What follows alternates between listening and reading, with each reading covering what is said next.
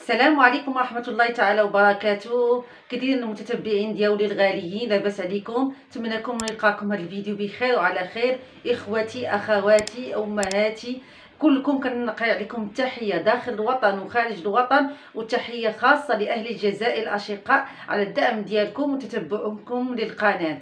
اليوم ان شاء الله غندير لكم واحد الوصفه اللي في هذا الوقت ديال نزلات البرد اللي كنتعرضوا لها دابا في الخريف، وتكون عندكم هذه الوصفه ان شاء الله. اللي كيعاني من السعال، من الكحه، من مشاكل الحلق والبلغم، اللي كيعاني من مشاكل الراس، مشاكل النزلات البرد كامله، هذه الوصفه جبتها لكم. وصفه الاجداد، وصفه كانوا كيديروها قديما، كتعالج هذه المشاكل وايضا كترفع المناعه. هذه الوصفه للكبار وللصغار كلكم ديروا هذه الوصفه ان شاء الله.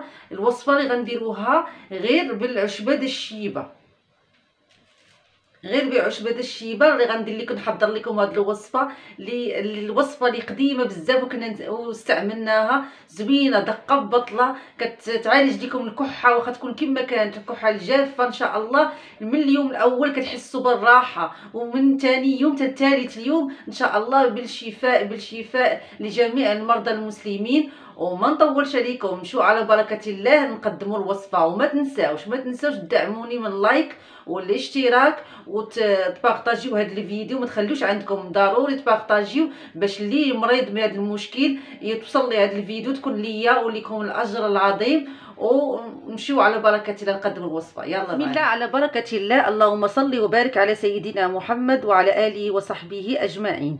المكون الاساسي هو الشيبه او الشويلاء، اللي غدا نطلع لكم الاسماء ديال الشيبه باش تعرفوها في كل دوله اشنو كتسمى هاد الشيبه. حنا في هاد الوقت ديال ملي كيدخل البرد كنديروا هاد الشيبه في الشاي، كتسخن لينا، كتسخن على قبل البرد، كتسخن زوين، ولكن عندها واحد الطريقه اللي زوينه باش كتعالج السعال ونزلات البرد، المشاكل ديال نزلات البرد كامله ان شاء الله، والكحه والزكام.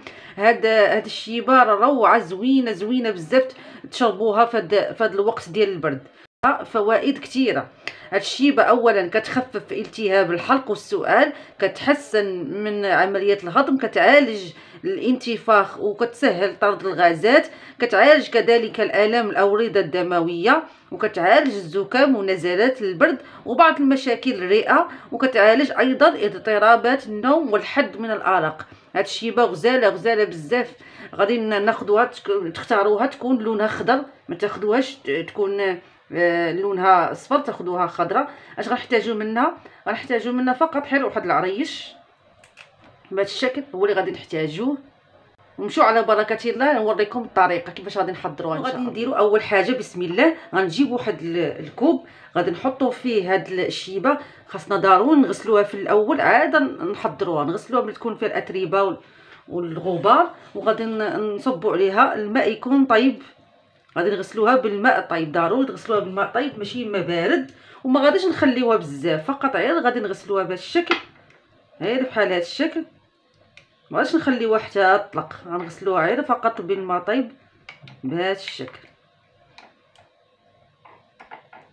صافي. من بعد ما غادي غير فقط غير ثانيه ما كاملاش، غير فقط كنغسلوها بحال هكا بهذا الماء طيب، نحركوها. صافي. غادي نجيبو واحد الاناء وغادي نزولوها من هذا الماء.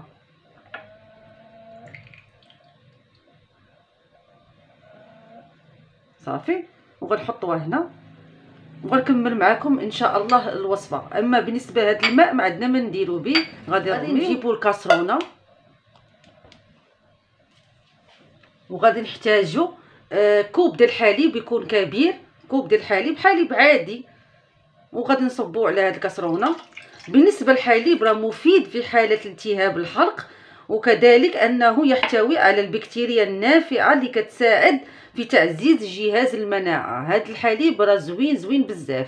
اشنو غادي نديرو في هذا الوقت؟ غادي نوضعوا هذا الحليب يغلي، يعني تيفيض، ونكمل معكم الوصفه. نوضعوا دابا في النار تيفيض، ونكمل معكم المكون اللي غنحتاجو ايضا. المكون الاخر هو الزنجبيل، الزنجبيل طري. هذا الزنجبيل كيعالج التهاب الحلق، كيطهر هذا الزنجبيل الحلق والبلعوم، وايضا كيخفف من التهاب الحلق بسرعه. هذا الزنجبيل زوين زوين في هذه الوصفه. اشنو غادي نديرو؟ غناخذوا منه فقط غير قطعه. بالنسبه اللي عنده الزنجبيل وما باغيش يخسر ليه بحال هكا كيشري وما بغاش يخسر، تحتفظوا في المجمد راه كيبقى طري كما كان ملي شريتوه المره الاولى. انا دابا كنحتفظوا في المجمد، ملي كنبغي نحتاجو كنجبدو كنلقاه باقي محتفظ باللون ديالو وبالطرا ديالو. صافي غناخذها بحال هاد القطعه اللي كتشوفوا، قطعه صغيره، وغادي نقيوها.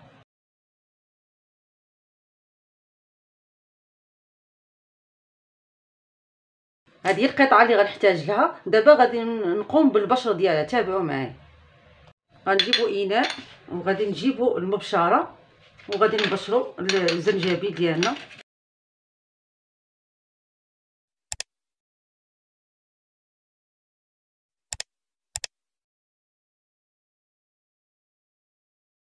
صافي حصلنا على الزنجبيل المبشور. دابا غادي نجيبوا الحليب، راه دابا خليته كيفيض، غادي نجيبو نكمل معكم الوصفه. ها هو دابا على النار، غادي نخليوه يفيض كما كنفيضوا الحليب عاده. صافي وغادي نزولوه من النار ونتابعوا معايا كيفاش غادي نحضر هذه الوصفه اللي غزاله زوينه زوينه، اللي غادي تعالج لينا هذه المشاكل ديال نزلات البرد كامله ان شاء الله. الحليب خرجنا من النار من حدو ساخن، غادي نضيفوا ليه الزنجبيل اللي حكيناه، وغادي نضيفوا كذلك الشيبه، العشبه الشيبه، ونوضعوها كذلك هنا بهذا الشكل. طريقه سهله. غادي نحركوه.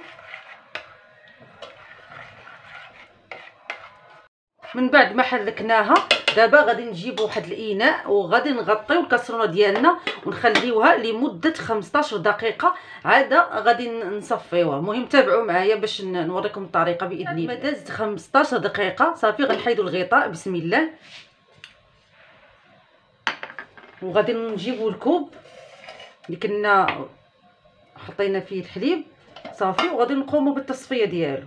يكونوا داك الشيبه طلقت لينا وكذلك الزنجبيل، وغادي نصفيوه بهذا الشكل.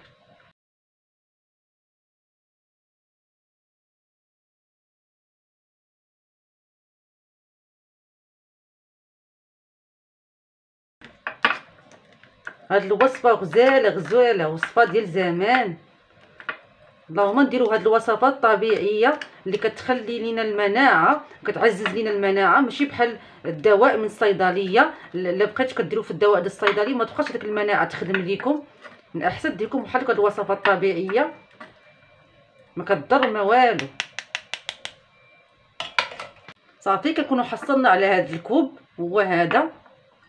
قبل ما نتناولوه ممكن اضافه العسل. نبغي نحليوه بالعسل، ولكن يكون عسل حر. بما اننا حنا غادي نديروا دواء، خاصنا يكون الدواء عنده المفعول، يعني ديروا العسل الحر. انا عندي عسل حر غنديرو. ما كانش عندكم نتوما العسل، ما عندكوش العسل الحر ما ديروش، المهم يكون حر. حتى هو راه كيساعد في العلاج نزلات البرد. صافي باش نحليو المشروب ديالنا ونحركوه بحال هذا الشكل مزيان حتى يذوب لينا العسل في هذا الكوب.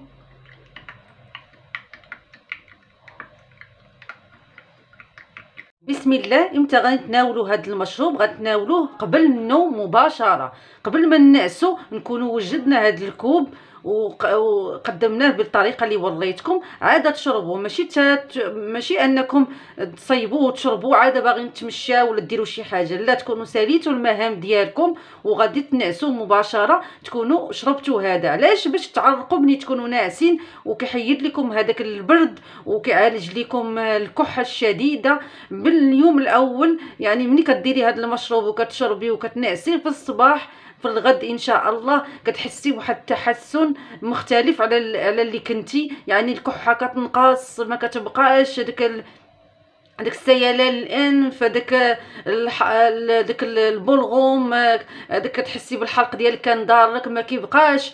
وان شاء الله ديري هاد الكوب اليوم الاول والثاني والثالث، وان شاء الله غادي تكون بالشفاء التام. هاد الكوب راه رائع، هاد الوصفه رائعه، كتعالج الكبار والصغار وما فيهاش حتى شي اضرار.